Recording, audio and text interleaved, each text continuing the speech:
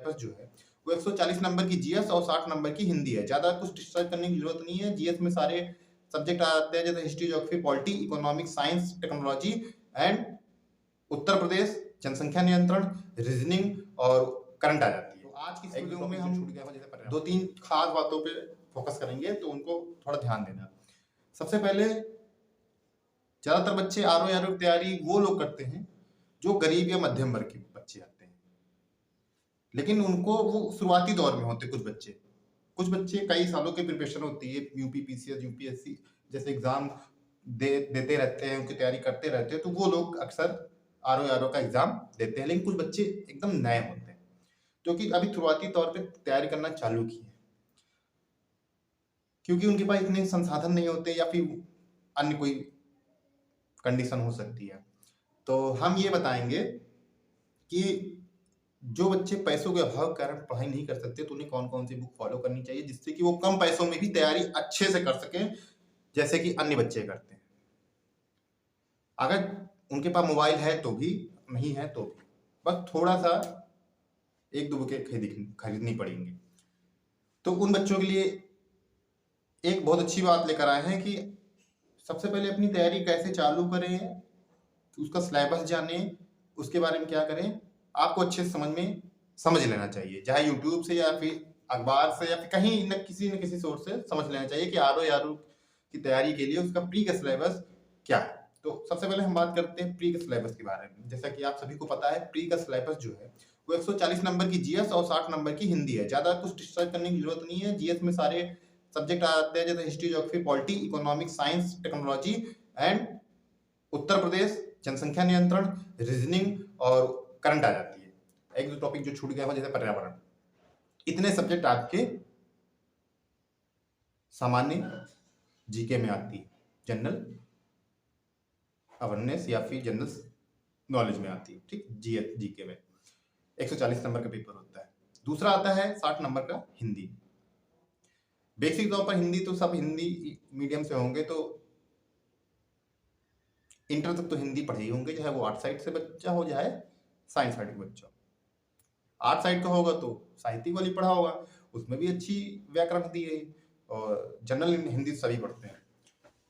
तो सबसे पहले हम बात करते हैं कि कम बुकों से आप आरओ की तैयारी कैसे करें। वो कौन सी बुक है जिससे आप अपनी आरओ के जीएस का पेपर तो 100% क्वालिफाई कर सकते हैं। तो वो बुक है, इसे तो जानते ही होंगे, जी हाँ, ये लूसेंट है। छोटी बुक नहीं है, बहुत बड़ी बुक है। इससे आप अपने पेपर का इतिहास बदल भी सकते हैं और गंवा भी सकते हैं। इतनी अच्छी बुक है, गंवा तो नहीं सकते हैं, वो हमने गलत बोल दिया, लेकिन इतनी अच्छी बुक है, कोई भी एग्जाम हो, कोई भी पेपर हो स्टेट लेवल का, अगर जीएस का पोर्शन आता है तो ऐसा कोई भी क्वेश्चन, ऐसा एक दो होगा, लेकिन 90% क्वेश्चन इससे मिल जाएंगे। क्यों मिल जाएंगे? क्योंकि ये बुक एंथोनिक लगभग इसमें सारे सब्जेक्ट कवर किए गए। हिस्ट्री, ज्योग्राफी, पॉलिटी, विश्व का इतिहास, विश्व का भूगोल, पर्यावरण, साइंस के तीनों पार्ट, कंप्यूटर का तीनों पार्ट, खेल जगत और हमारी स्टैटिक जीके, ये सब इसमें कवर कर दी गई है। तो इससे ये बात निकलती है कि यदि इस बुक को आप बार बार पढ़ रहे हैं, ये जो बुक है अगर इसको आप बार बार पढ़ रहे हैं, टॉपिक वाइज टॉपिक पढ़ रहे हैं, पहले हमें एक तरीका बना लेते हैं ना कि सारे बच्चे कि हमें ये सब्जेक्ट पढ़ना है, इसमें इतने टॉपिक पढ़ने, इतने दिन में खत्म करने, बिल्कुल वही करना है। सबसे पहले जो सबसे बढ़िया सब्जेक्ट लगे आपको, उसमें से ये देख लीजिए सबसे ज्यादा क्वेश्चन आरओ में किस सब्जेक्ट से आ रहे हैं। हिस्ट्री, ज्योग्राफी जैसे हो गया, तो उसमें कौन से टॉपिक से सबसे ज्यादा क्वेश्चन आ रहे हैं, सबसे पहले वही जाइए, टॉपिक को सर्च कीजिए, इसमें ढूंढिए और जितनी जल्दी हो सके कवर कर लीजिए। ज्यादा नहीं, जैसे एक पेज नंबर से 73 पेज नंबर तक इसमें हिस्ट्री दी गई है, तो इसमें आप वो करिए, मॉडर्न इंडिया पहले पढ़िए कि उससे ज्यादा क्वेश्चन पूछते हैं। ज्यादा नहीं, 90 दिन ही मान लेते हैं। उस 90 दिन में आप सिर्फ 2 घंटे डेली लूसेंट को दे दीजिए।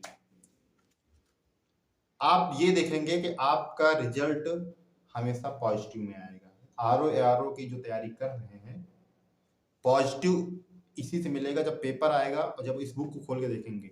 अच्छा, आपको अगर जो अभी भी ना लग रहा हो कि ये तो एक बुक है, एक बुक से कैसे आरओ निकल जाएगा, तो इसका एक जानने का तरीका यही है कि जाइए आरओ के पुराने प्रश्न पत्रों को उठाइए और उनको उस टॉपिक को इसमें देखिए। अगर इसमें ना मिले तो कहना।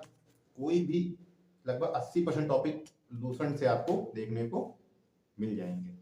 मैं इस लूसेंट क्यों कह रहा हूँ, क्योंकि अभी तक जितने भी उत्तर प्रदेश के एग्जाम हुए हैं, जीएस के पार्ट में सबसे बेस्ट बुक, सबसे ज्यादा बुक बिकने वाली यही है। वन लाइनर के रूप में, फैक्ट के रूप में दिया गया है। ये गरीब बच्चा भी एक बुक बहुत ज्यादा 200 रुपए की होगी, इससे ज्यादा नहीं होगी। 2022 का संस्करण है, ये नया संस्करण नहीं, बहुत सारी चीजें नई भी जुड़ी हुई हैं। एक गरीब बच्चा भी लूसेंट से आरओ का एग्जाम प्री निकाल सकता है। ठीक है, मतलब एक गरीब से गरीब बच्चा मात्र 200 रुपए खर्च करके लूसेंट बुक खरीदेगा और उस बुक को बार बार 90 दिन अगर पढ़ेगा और याद हो गया उसको, इसमें सारी चीजें याद हो गई अच्छे से, तो आपके 140 नंबर के पेपर में 180 से 100 नंबर इसी से आएंगे। क्यों? क्योंकि इसमें उत्तर प्रदेश नहीं है, इसमें करंट नहीं है, इसमें कृषि नहीं है। भूगोल में कृषि आई जाती है, लेकिन कृषि अलग से भी पढ़ना है, जरूरी है। ये 3-4 टॉपिक जो है नहीं। तो हमें 100 क्वेश्चन मान के चले, उन 100 क्वेश्चनों में 80 क्वेश्चन तो इससे देखने को आपको मिल जाएंगे। मतलब एक प्रकार से देखा जाए 140 नंबर में यदि 80 नंबर पूछा जा रहा है ग्रुप से, तो आपका कितना परसेंट हो गया? 50 से 55% तो हो ही गया।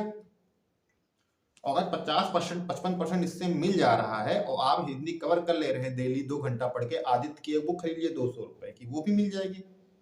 मात्र 2 बुकों से आप आरओ को प्री निकाल सकते हैं। तो आपको ज्यादा पैसे खर्च करने की जरूरत क्यों है? अगर आपके पास पैसे का अभाव है,